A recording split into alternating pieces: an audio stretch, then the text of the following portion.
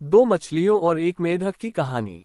एक तालाब में शतबुद्धि 100 बुद्धियों वाली और सहस्त्रबुद्धि 1000 बुद्धियों वाली नामक दो मछलियां रहा करती थी।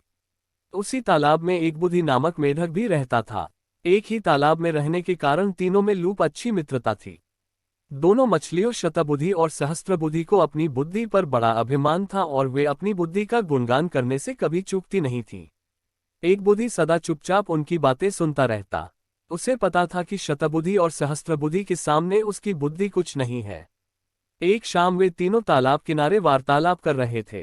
तभी समीप के तालाब से मछलियां पकड़कर घर लौटते मछुआरों की बातें उनकी कानों में पड़ी। वे अगले दिन उस तालाब में जाल डालने की बात कर रहे थे, जिसमें शतबुद्धि, सहस्त्रबुद्धि और एक बुद्धि रहा करते थे।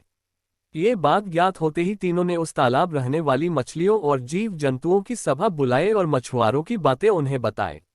सभी चिंतित हो उठे और शतबुद्धि और सहस्त्रबुद्धि से कोई उपाय निकालने का अनुनय करने लगे। सहस्त्रबुद्धि सबको समझाते हुए बोली, चिंता की कोई बात नहीं है। दुष्ट व्यक्ति की हर कामना पूरी नहीं होती। मुझे नहीं लगता वे आएंगे।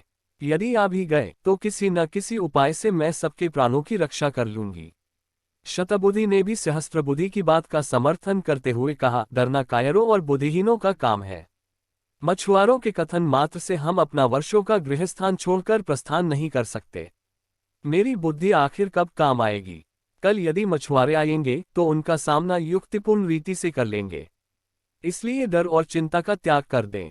तालाब में रहने वाली मछलियों और जीवों को शतबुद्धि और सहस्त्रबुद्धि के द्वारा दिए आश्वासन पर विश्वास हो गया। लेकिन एक बुद्धि को इस संकट की घड़ी में पलायन करना उचित लगा।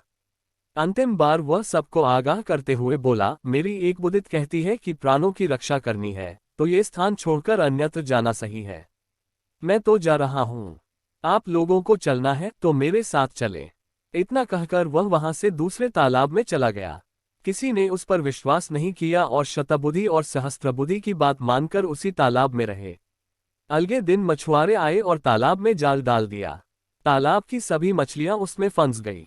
शतबुद्धि और सहस्त्रबुद्धि ने अपने बचाव के बहुत यत्न करे किंतु सब व्यर्थ रहा। मछुआरों के सामने उनकी कोई युक्ति नहीं चली और वे उनके बिछाए जाल में फंस ही गई। जाल बाहर खींचने के बाद सभी मछलियां तड़प तड़प कर मर गई। मछुआरे भी जाल को अपने कंधे पर लटकाकर वापस अपने घर के लिए निकल पड़े।